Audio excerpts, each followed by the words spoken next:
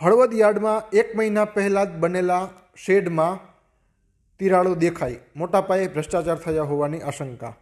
હળવદ શહેરમાં આવેલા માર્કેટિંગ યાર્ડમાં તાજેતરમાં જ નવો શેડ બનાવવામાં આવ્યો છે. 10,000 સ્ક્વેર ફૂટ વિસ્તારમાં બનાવેલા આ શેડનું યાર્ડના ચેરમેન દ્વારા લોકાર્પણ કરવામાં આવ્યું હતું. લોકાર્પણ થયાના ગણતરીના દિવસોમાં ઠેર ઠેર તિરાડો પડવા લાગી છે, તેમજ નીચેના જમીનમાં પણ પોપડા ઉખડવા લાગતા ભ્રષ્ટાચાર થયા હોવાની આશંકાઓ સેવાઈ રહી છે.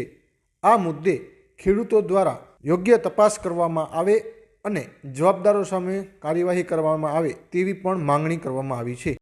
હું હળવદ તાલુકાના મેરુપર ગામનો ભરતભાઈ કરશનભાઈ ખેર.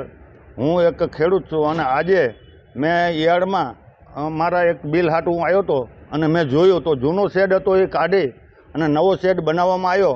આ શેડની અંદર મને એવું લાગે છે કે મોટા પાયે ભ્રષ્ટાચાર થયો હોય અને તમે જુઓ હાથથી આડો તો સિમેન્ટ ઉખડે છે. તો આનું કારણ શું એની તપાસનો એક વિષય છે. આ શેડ સિમેન્ટ એક નહીં પણ કદાચ તપાસ કરવી હોય ને તો મને તો શેડ આખાની શંકા છે કે આમાં કંઈક ભ્રષ્ટાચાર મોટો થયો છે. પણ પ્રાઇવેટ છે, અહીંયા કોઈ સાંભળવાવાળું છે નહીં, એટલે કોને કહે? આ તો બધું અકવે છે, હાલે છે. બાકી કોઈ જાગૃત નાગરિક આવી અને તપાસ કરાવે તો આનો મોટો ભ્રષ્ટાચાર નીકળે એવી શંકા છે કે આની તપાસ થવી જ જોઈએ.